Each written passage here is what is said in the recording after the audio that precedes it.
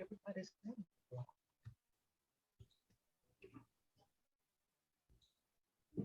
Are you all seeing my slideshow?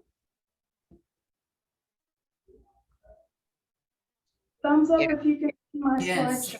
Yes, we can see.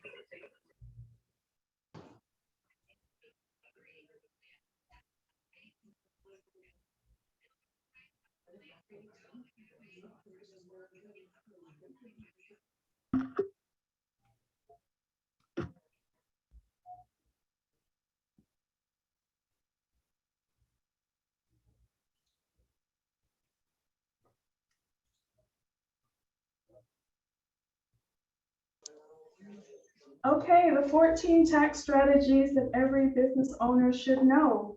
So a little about myself. My name is Lakeisha Brown. I am a certified public accountant. I've been working in the area of accounting and tax for the last 20 years.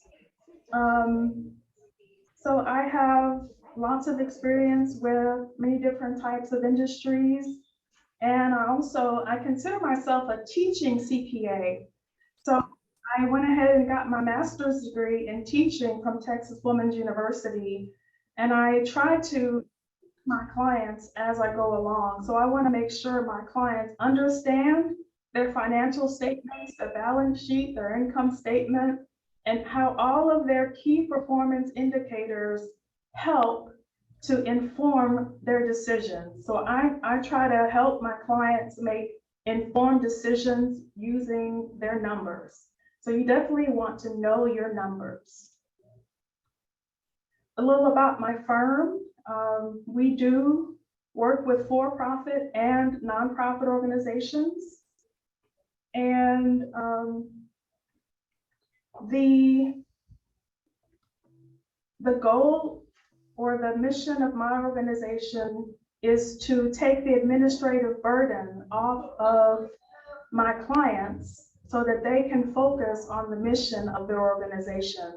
So I feel like I use my God-given administrative gift in that arena. So when we walk away from this training today, I definitely want you to ask yourself some questions. From this seminar today, you should know which questions you need to be asking yourself.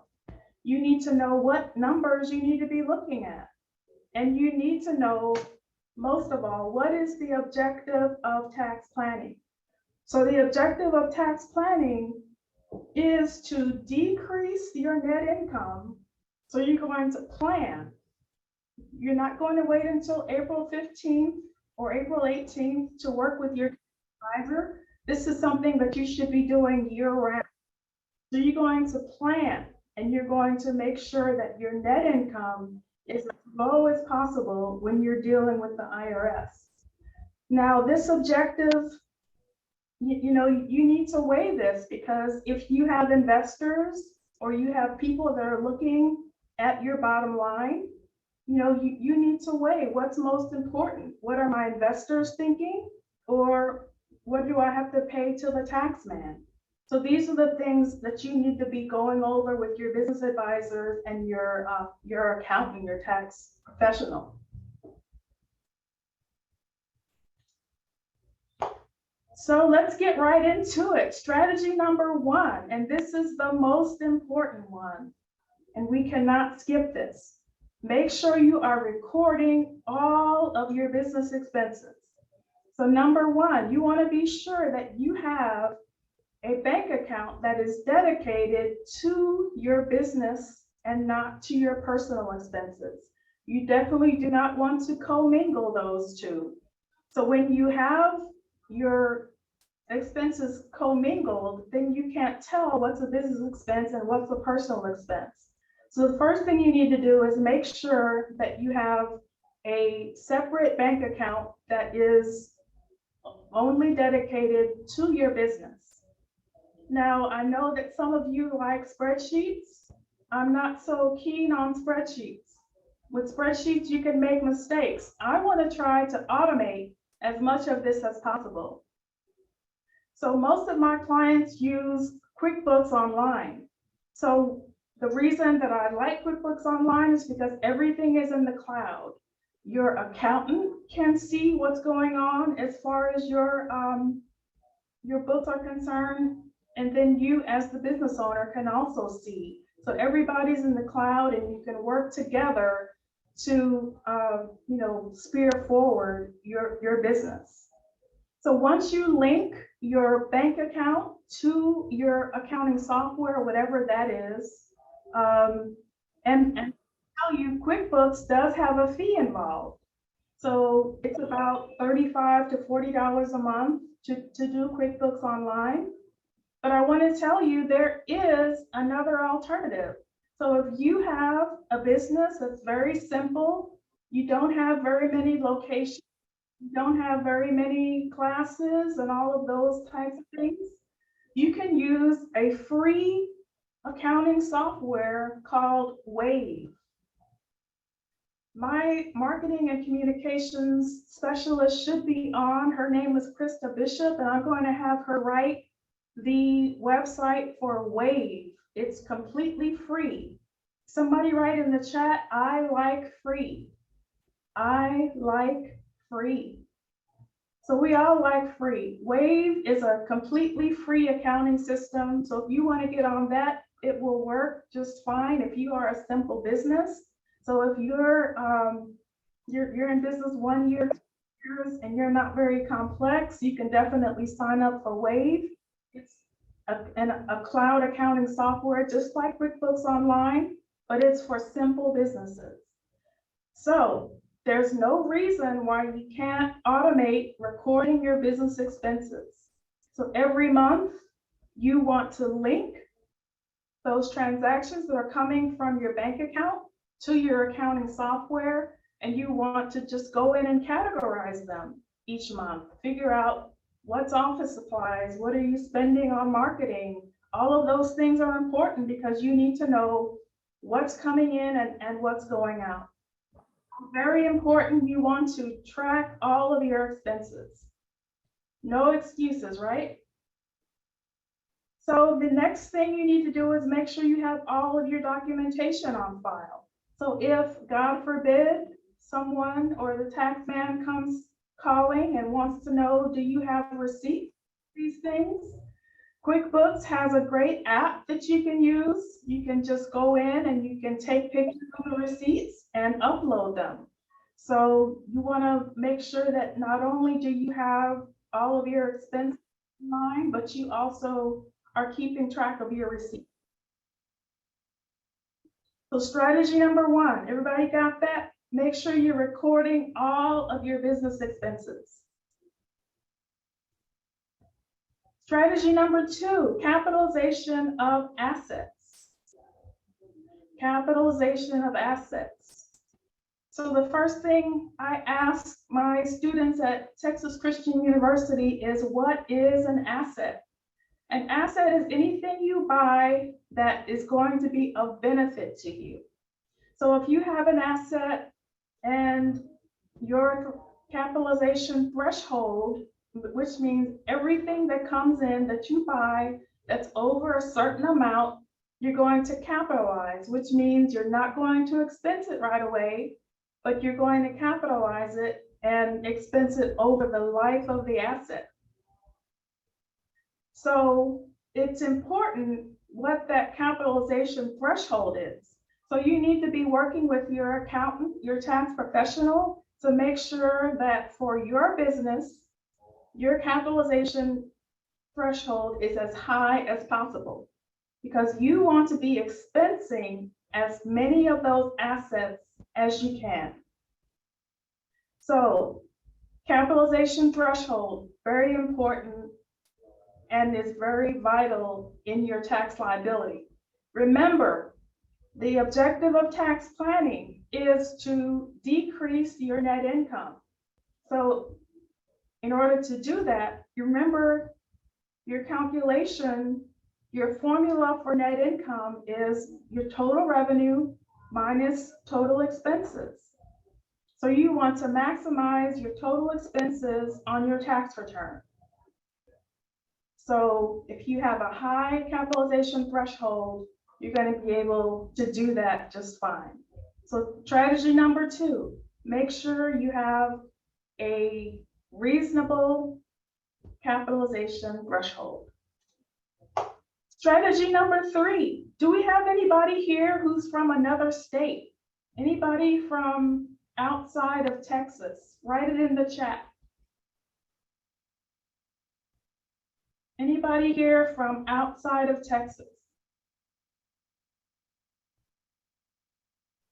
Okay, we've got somebody from Ohio,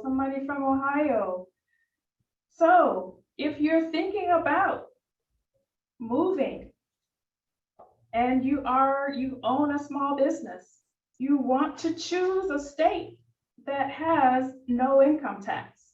So if you're in Texas, you don't have to worry. Texas does not have a state income tax.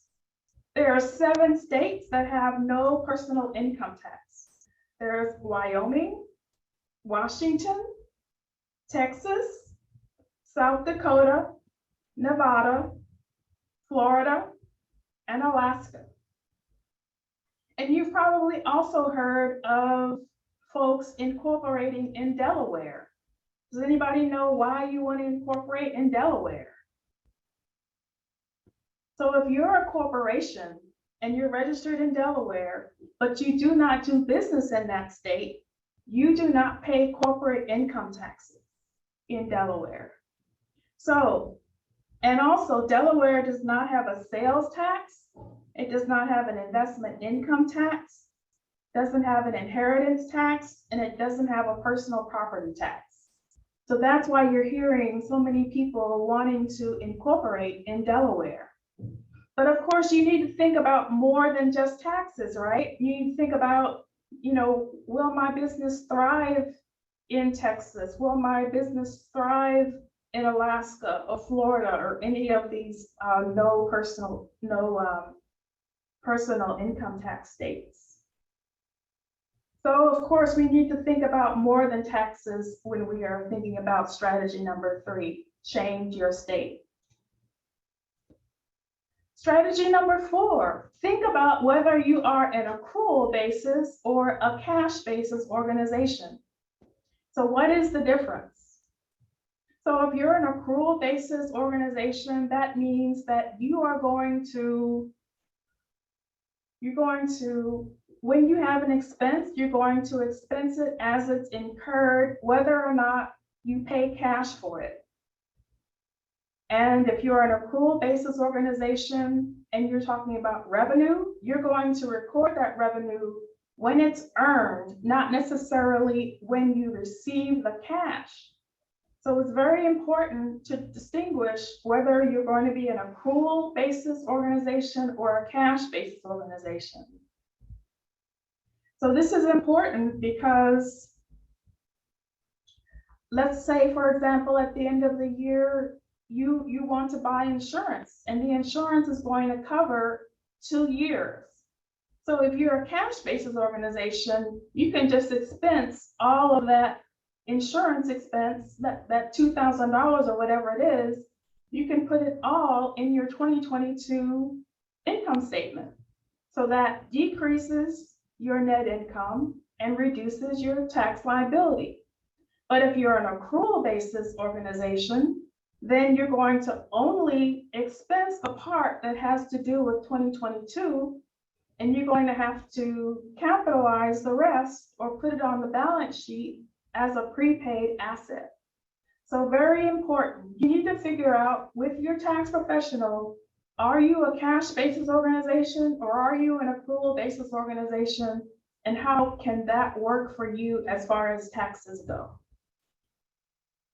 And Krista Bishop is on. If you guys have any questions that relate to anything I'm talking about, go ahead and write it in the chat and she will let me know if there's any questions that I need to address right away. If you guys have questions that are just general questions, we will have a Q&A at the end, and we'll be able to hopefully answer all of your questions. Lakeisha, we have a few, I'm sorry to interrupt. We have a few questions already. Okay. Michelle put, what if you sell your service in states that do have state income tax? Very good point. So it matters who you choose to be your CPA. I had an organization that is an online retailer, and she was selling her goods all across the United States. Her tax preparer told her that she owed sales tax in all of those different states. That is not true. So you only owe sales tax to the state that you have nexus in, which means where you have a physical location. So we were able to get her a $50,000 sales tax refund because of that. It matters who you choose to be your CPA. So you definitely need to look at whether or not you owe sales tax in all of those different states. More questions, Krista?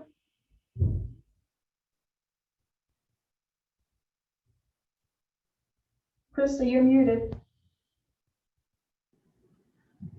Sorry, some people are still confused about the cash and the Acreal business.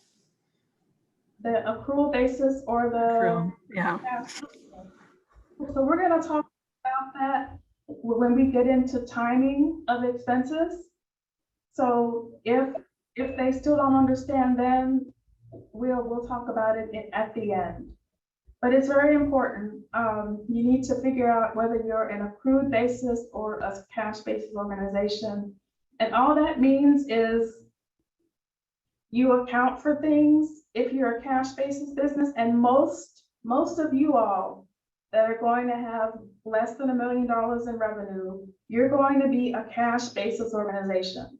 So that means that whatever you expend that you pay cash for, which means cash is actually leaving your pocket or your bank, you will expense that in the year that the transaction occurred, no matter whether the expense is related to the current year or next year. So that's all that means. And we'll talk more about that later. Any other questions, Krista? There's one here that says, if you are incorporated in Delaware but offer a service in other states. Yes, if you are incorporated in Delaware and you offer your service in another state, then you do not owe income tax to Delaware. I hope I answered that question. Whoever asked that question, do you want to come off mute and ask me? Or is that, did I answer your question? Yes, you did answer the question. Thank you. All right, thanks.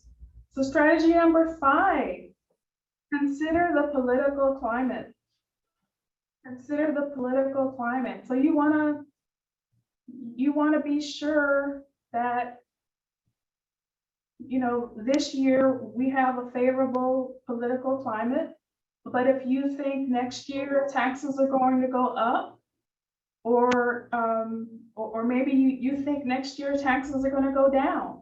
So you want to plan with your financial advisor or your tax professional. If you think this year's tax rates are going to be low, then you want to make sure that you show your income this year and not wait until next year. And if you think that the rate is going to go down next year, then you might want to wait on your social media strategy where you're going to bring all this revenue in. You might want to wait until next year when you think the tax rate is going to be low. So all of those things you need to look at when you are trying to just make business decisions. So that it's important that you know your numbers and that you and your financial professional and tax professional are working together throughout the year.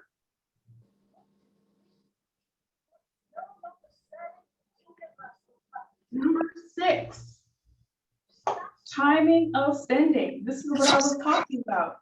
So you want to consider the timing of spending of capital purchases, especially.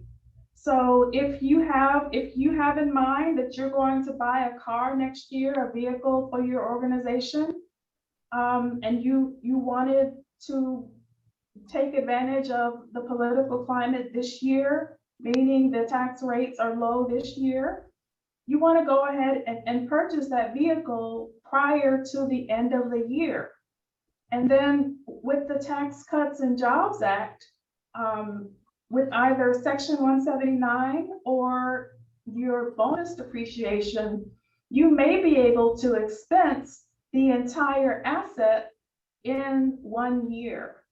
So if you think your net income is going to be really high this year and you really need a large expense to go against that asset so that your net income will be lower, you want to look at your timing of your asset, because if you wait until January to make that big purchase, you're not going to be able to manage of that expense in the current year. So you want to be talking to your tax professional. You know, I'm looking at buying a building. Should I wait until next year when I think the tax rate is going to be low, or should I go ahead and take advantage of this price that I have for this building or this car or whatever the capital asset is? So very important to look at the timing of your spending. So Krista, interrupt me if there's any questions I need to be answering. Strategy number 6, timing of spending.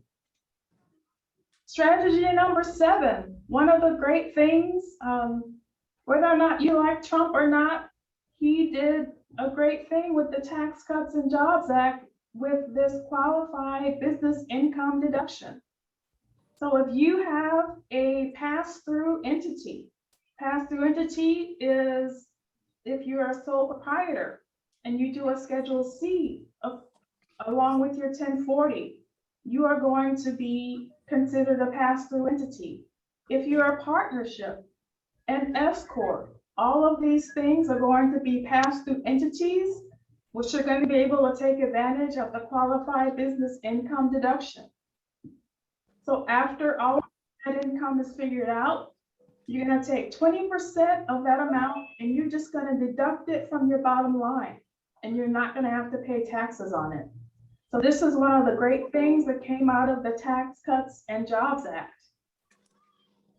So, you know, when I was talking about the political climate, if we think that this is going to stay in effect this year, next year, if you think 5 years from now this is going to go away, then you're going to make your decision based on the political climate, whether or not the advantages are going to be in your favor in this year. But this is a great strategy, the qualified business income deduction. Strategy number 8. I've had lots of organizations take advantage of this one. Funding a retirement plan. Not only is it good for taxes, but it's good for the future, for whether you're funding a retirement plan for yourself or for your employees. Anything that you fund in a retirement plan, you can take as a business expense. So there are some limits to that, but a SEP plan is a simplified employee pension plan, and it allows employers to contribute to traditional IRAs set up for employees. And a business of any size, even a self-employed person, can establish what's called a SEP. So if you want to do this, you can contribute up to 25% of your employee's compensation, or $61,000 in 2022. That's the threshold for 2022. So if you're over 50 and you're thinking about retirement and you want to go ahead and whittle away your bottom line, you've got too much net income this year, and you want to have a large business expense to go against that net income, you want to take advantage of strategy number 8, funding a retirement plan. I had a client last year who put away $20,000, and this is one of the things that you can do on April 15th. This is one of the rare strategies that you can use in the next year after year end. So he put aside $20,000 for him and his wife, and because of that, his net income went way down, and he was able to save thousands of dollars on his income tax. So very, very important if you are older and you're thinking about setting up a retirement plan. Also, there is a credit that is available when you start up your pension plan.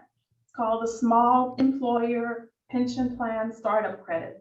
So you want to take advantage of that credit if you are looking at retirement and looking also to decrease your net income. Strategy number 8, funding a retirement plan. Very important strategy, and one that you can use April 15th. Strategy number 9. That's a good segue. We talked about the small employer pension credit.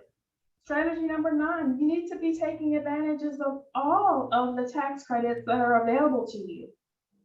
There are tax credits that have to do with energy efficient vehicles. So, you know, when you are looking to buy a vehicle, not only can you depreciate it in 1 year, but you can also get a business a credit for it. So not only can you expense it, but a credit is going to be a dollar for dollar exchange. So let's say at the end of the year, you come up with your tax liability being $2,000, and you have a $2,000 energy efficient vehicle credit. That means you owe $0. So you definitely want to take advantage of all of the tax credits that are available to you.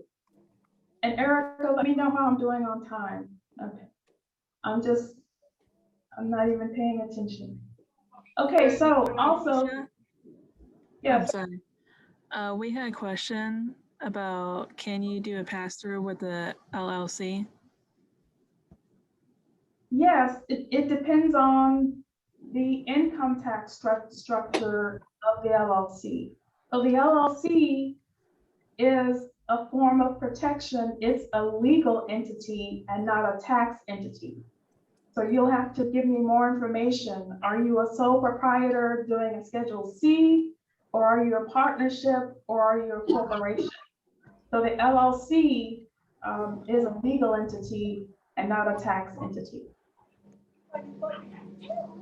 Will you say that again, please? About if we're a sole proprietor or what else? Okay, if you want to take advantage of the QBI, the qualified business deduction, you want to either be a sole proprietor, a partnership, or an S corp. You have to be a pass-through entity, which just means that the entity itself will not be paying taxes, but the money, the revenue that's coming through that entity will go to the business owner who will pay the tax. That's what it means. That's what a pass-through entity is. Okay, thank you so much. Now I got it. Okay, wonderful. Another big tax credit that people need to know about is a work opportunity credit. How many of you ever heard of the work opportunity credit? So it's worth $2,400 per employee that you employ from targeted groups. So you definitely want to think about, if you haven't already, hiring people from certain groups. The government wants to incentivize you to hire certain groups of people: veterans, ex-felons, summer youth employees, SNAP recipients, SSI recipients, long-term family assistance recipients, qualified long-term unemployment recipients. So if you are employing any of these people in these targeted groups, you want to be sure that you have that documented. You want to talk to your tax professional and even your HR professional and tell them, I am looking at, not only to save money on taxes, but be a good citizen. And I want to hire a veteran. I want to help out someone who's been incarcerated and is trying to change their life. Somebody that's been on the SNAP program that wants to work. Someone who's been unemployed for a long time and they're wanting to work. So all of these targeted groups, you would be able to get up to $2,400 for each person that you employ from those groups. So I have a 15 tax credit infographic, 15 tax credits that every business owner should know. So if you want to put your name and email address in the chat, I will make sure that Krista gets that to you. It's 15 tax credits that every business owner should know, and we will make sure that you get a copy of that. Lakeisha, Yes. someone was wondering if you could review the list of qualified groups again. Veteran, ex-felon, designated community resident, vocational rehabilitation referral, summer youth employee, SNAP recipient, SSI recipient, long-term family assistance recipient, qualified long-term unemployment recipient. Strategy number 9, take advantage of all the tax credits that are available to you. Strategy number 10, deduct bad debts. So this is going to be for those of you who are accrual-based business. That means that you record your revenue when it's earned. So you might have done services for people and they never pay you. It's 30 days, it's 60 days, it's 90 days, it's 120 days, and you're still not getting paid. That means that you've got this revenue on your books if you're an accrual-based organization, but the cash isn't coming in.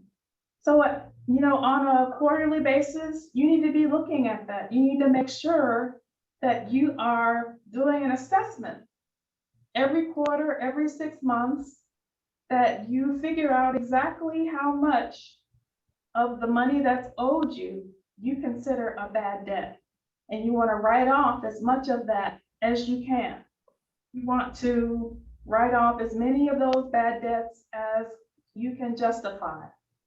So if for you 90 days is long enough, I know for me 90 days is long enough. I want to go ahead and write off that bad debt. Remember, writing off your bad debt is an expense. Revenues minus more expenses is going to be lower net income. Lower net income means lower tax liability. So Cynthia, I see you want the copy of the 15 tax credits. Put your email address in the chat. Strategy number 11, leverage credit. Leverage credit. So I'm not telling anybody to go out and get a credit card. But if you have a credit card, that does not accrue interest, I know I get lots of credit card offers in the mail that say, I can buy something and then I don't have to worry about paying for 6 months. So, you know, if I'm a business owner, I'm going to invest in myself and I'm going to say, okay, I'm going to go ahead and borrow $3,000 from myself and I'm going to pay no interest on it. And in 3 months, I'm going to pay it off. So if it's December and you get one of those credit card offers in the mail, you want to put as much on that credit card as you can so that you can get your expenses up, so you can get your net income down and your tax liability down. So remember the objective of tax planning, reducing your net income. So when you leverage credit, that means that the expenses on the books in 2022, but you don't necessarily have to pay out the cash until 2023. So this is a great way, a great strategy to go ahead and reduce your bottom line, reduce your tax liability in the current year, and go ahead and pay the cash in the next year. But you have to be careful with this. You don't want to go ahead and, can you hear me? Thumbs up if you can hear me. Okay. Yes, we can hear you. Okay. So you definitely want to take advantage of this, but only if you have 0% interest offers. Or if you have American Express and you think you can pay it off in 1 month, that is a way to go, a good way to have an expense now and not have to pay the cash until next year. Krista, any questions? Someone asked, how do you get a 0 interest credit card? So you have to probably establish some good credit, and then you will definitely get those offers in the mail. I know that several business owners are getting those in the mail, and those are great. I mean, it's a way of borrowing from yourself, and if you're confident that you can pay that back, you know, it's a great thing to do. Strategy number 12, prepay large expenses. So we kind of already talked about this when we talked about capital assets, but you know, there are other large expenses that you might want to prepay. So if you're in the last couple of months of the year and you know that you're going to have to pay insurance for next year or rent for next year or mortgage next year, then if this only works if you're a cash basis organization, which means all of your expenses are going to be expensed in the year that you pay them. So if you have insurance, rent, mortgage, things that are large expenses that you know you're going to have to pay next year, why not go ahead and pay them in November and December rather than waiting until the next year? So you definitely want to talk to your advisors and let them know, you know, I have these expenses that I want to pay now. I might have, you know, a 0 interest credit card where I can pay it now and pay the cash later. So you definitely want to prepay large expenses. This will reduce your net income and reduce your tax liability. Strategy number 13. I don't know if any of you were in Louisiana when Katrina hit. I know many businesses suffered much damage. So if you had property damage, you don't want to keep that on your books. This is one that I see missed a whole lot.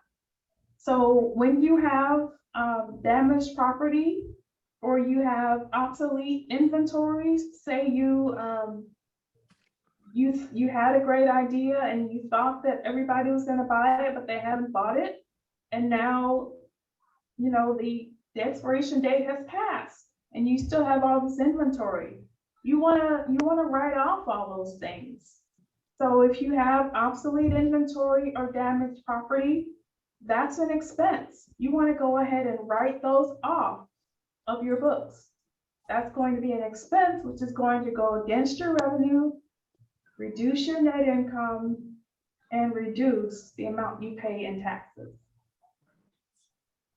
This is one that I see missed very often.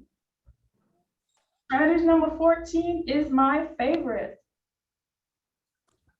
You're coming to the end of the year and you've got a large surplus. You've got lots of net income. Business is very good. You want to go ahead and share the wealth. You want to give a holiday party, give some year-end bonuses. You want to establish some goodwill with your employees.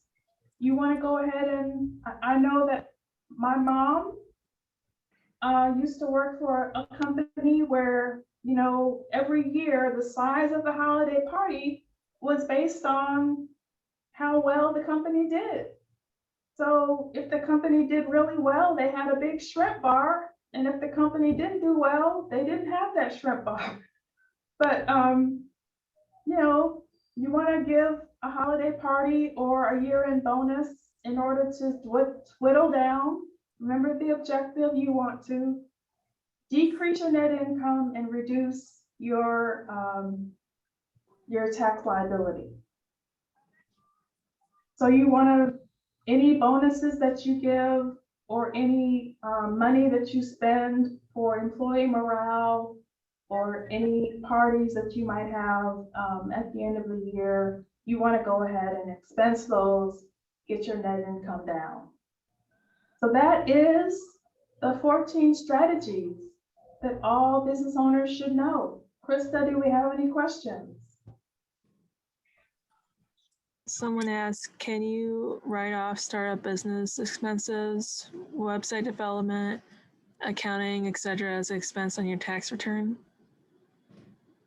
Startup expenses, you're going to be able to deduct $5,000 of that in the year. There are some limitations to that, but as a general rule, you're going to be able to deduct $5,000 of those startup expenses in year one.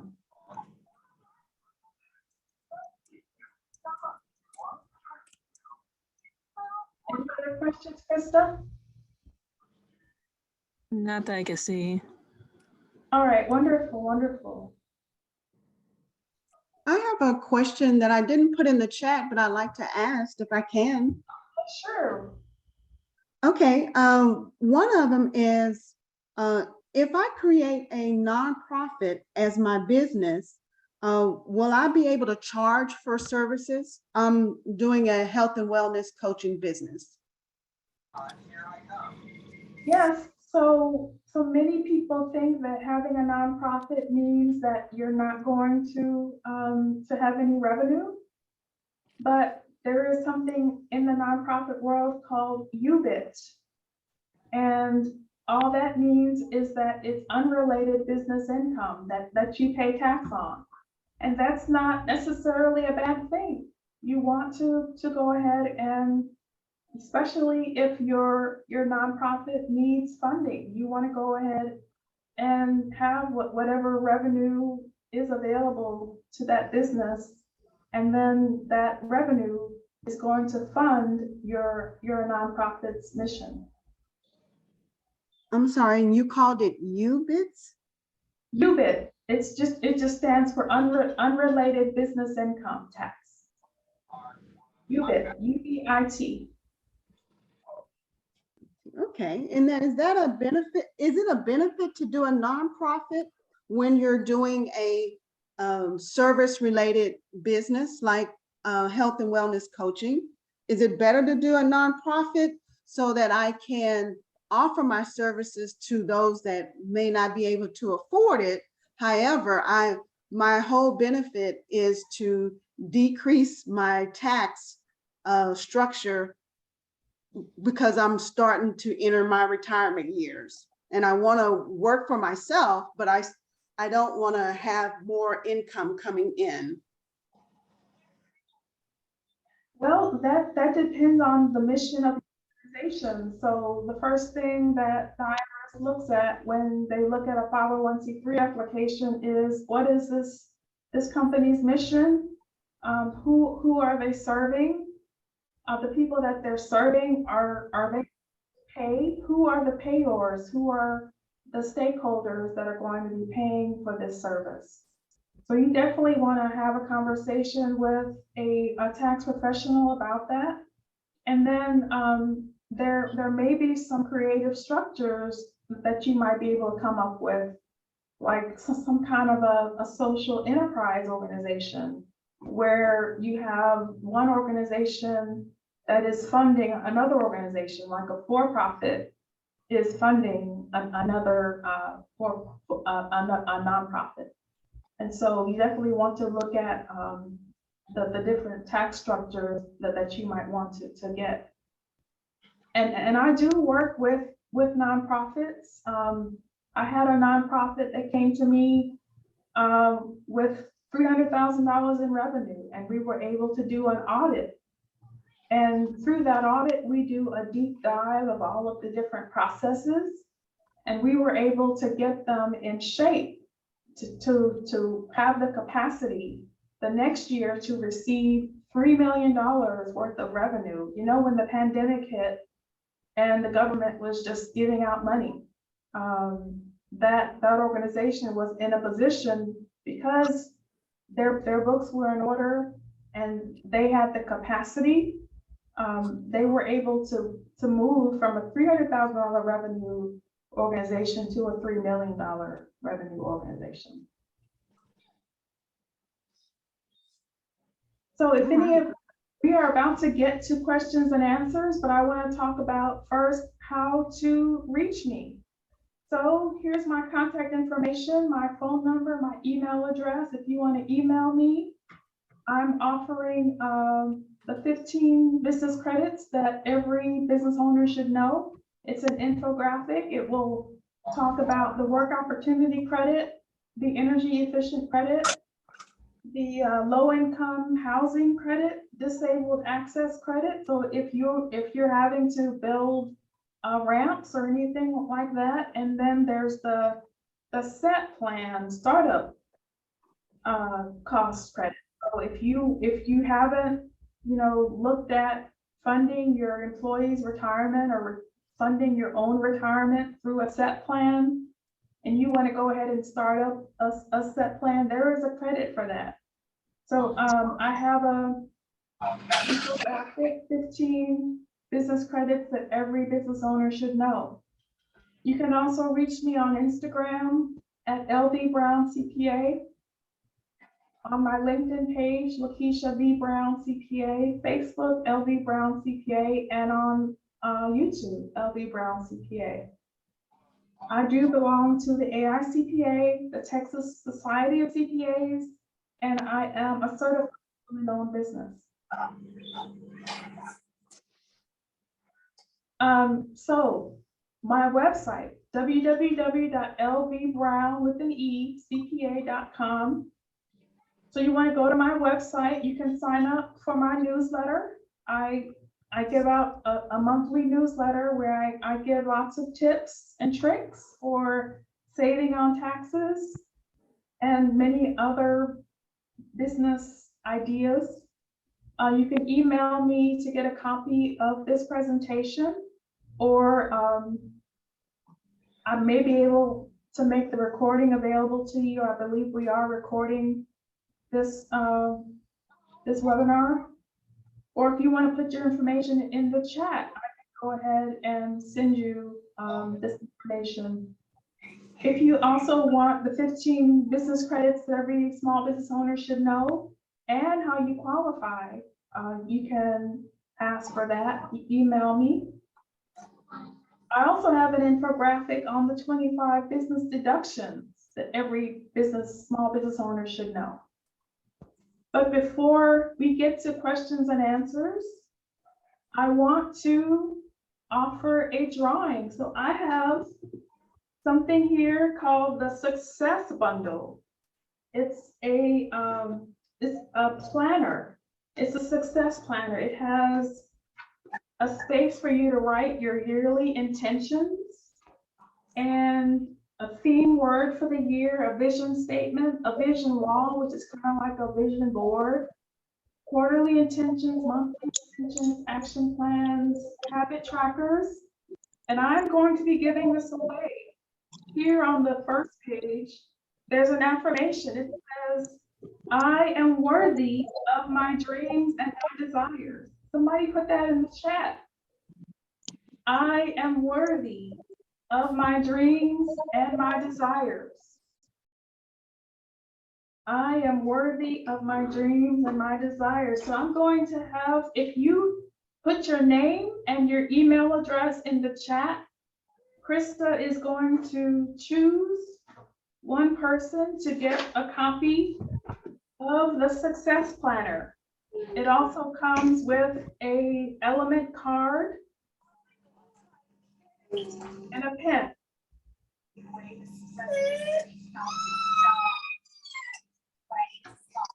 So go ahead and put your name and your email address in the chat so that we know how to get it to you.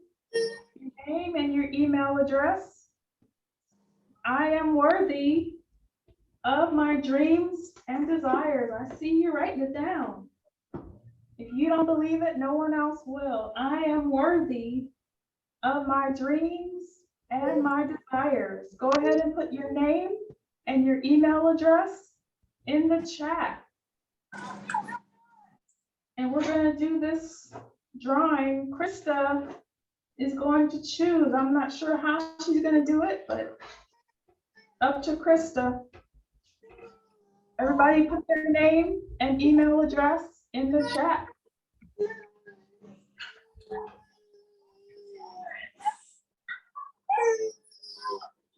I am worthy of my dreams and desires. Go, Joseph, go low. Nitty gritty notary. I am worthy of my dreams and desires.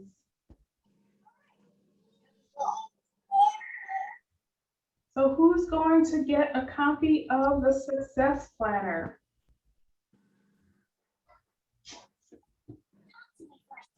Lee Coleman says, I am worthy of my dreams and desires.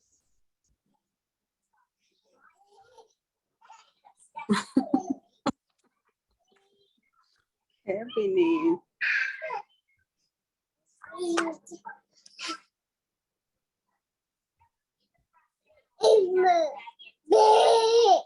A few more minutes to put your name and your email address in the chat. And Krista is going to tell us who our winner is.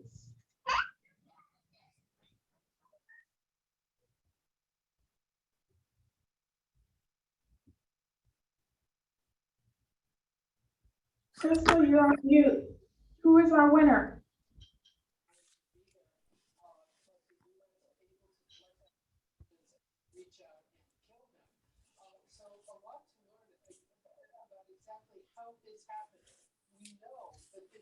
Krista, are you there? Yeah, I'm here. Let's choose a winner. However you want to do it. Rhonda Hudson, I mean. Rhonda Hudson. Awesome, awesome. Okay, Rhonda Hudson, you'll need to let me know how to reach you. All right. Email me.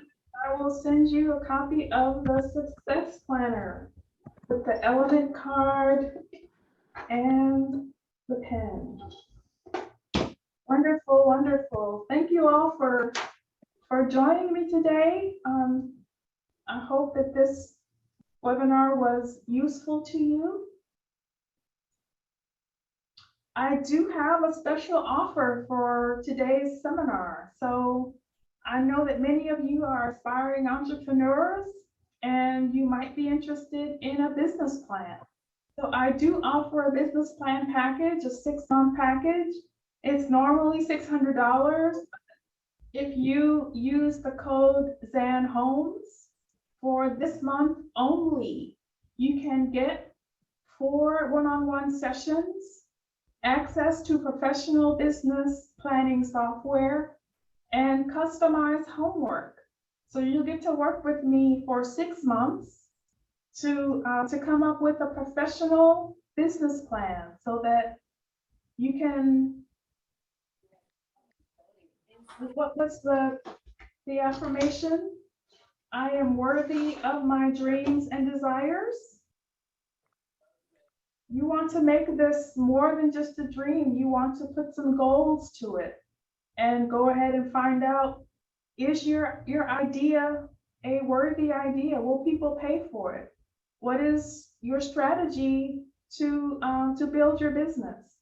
Who are your competitors? What is your management structure? How are you going to finance the business? What are you doing for marketing? All of these things are included in your business plan. So just let me know, just email me, use the code ZanHomes, and for the month of August, you'll be able to get this plan, this 6-month package for half off, $2.99. So at this time, we're going to go ahead and open it up for questions. So if you guys want to come off mute, you want to raise your hand. You want to raise your hand and I'll call on you. You can come off mute and let me know what your question is. Ureli? Am I saying Hi, that right? good afternoon. My question was, would a CPA be the right person to ask if I should establish my business as a sole proprietorship or partnership, etc.? Yes, you definitely want to work with not necessarily a CPA. A CPA is going to be a certified public accountant, but you definitely want someone who has lots of years experience with tax, because you are going to, your structure is going to be dependent on how you lay out your business, how you structure your business, and what's best for you. So you want to talk to your business professional about, what is your exit plan? Do you plan on leaving this to your son there or your daughter? You want to think about, are you going to have investors? So if you think you're going to have outside investors, you might want to do the corporation. And then if you're eligible, you might want to do the S corp in order to avoid the double taxation of a corporation. So all of those things you need to talk to with your tax professional. And then, are there other partners in your organization? And so a partnership might be the best route, but not necessarily. So these are all things that you definitely need to talk to someone about. And I would recommend talking to a CPA. So that is my opinion. Anyone else have a question? Or Ureli, you have a follow-up? Oh, no, I was just gonna say thank you. Okay, thank you for asking the question, Ureli. Anyone else have their hand raised that I can't see?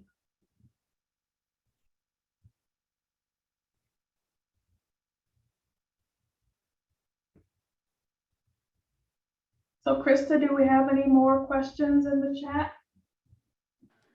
Not that I can see. Keenan raised his hand. Okay, Keenan, you have a question. Hi, my name is Leslie Kennan, and I had a question about the course, the one-on-one training that you just mentioned for $2.99. Would that also be a write-off? Would that qualify as a write-off towards my business? It would definitely qualify as a write-off. It's definitely a business expense because it is going to undergird your business. Awesome. And if you wanted to take advantage of that, You can pay for it over 6 months. You can do a 4 installment plan of $75. So Oh, it's a great way to invest in your business at a very affordable rate. So I I definitely think if you're thinking about doing a business, you need to have a business plan in place. right. I see. And that's the thing. I've been in business for like 12 years, but I do not have any of this in place. And I've learned the hard way this year that you got to have stuff together. So just making more investments in my business. So I really appreciate this training today. Yes, well, definitely a lot of people found out during the pandemic, when the government was giving money away to small business owners. Yes. That number one, you had to have a relationship with your bank. That's very important. You need to have a separate business account for your business finances, and you need to have a relationship with your banker so that when the PPP loans and all of these other opportunities, the idle loans and all of these come up, you're going to be able to have your W-2s in place, your 941s that they're asking for. And if you are looking to fund your business, you definitely, and you're looking at having investors or whatever it is you're doing, you need to have financial statements because they need to know proof of your work. Thank you for the question. Cyril has a question.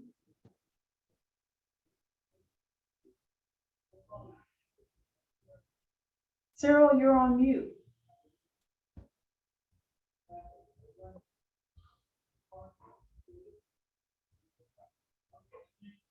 Cyril, do you have a question?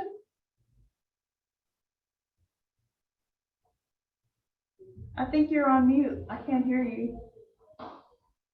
There you go.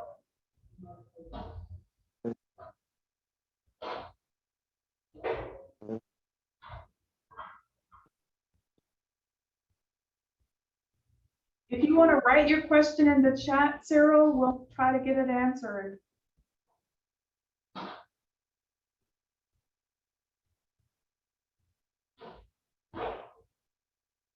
Anybody else have a question? We have a few minutes.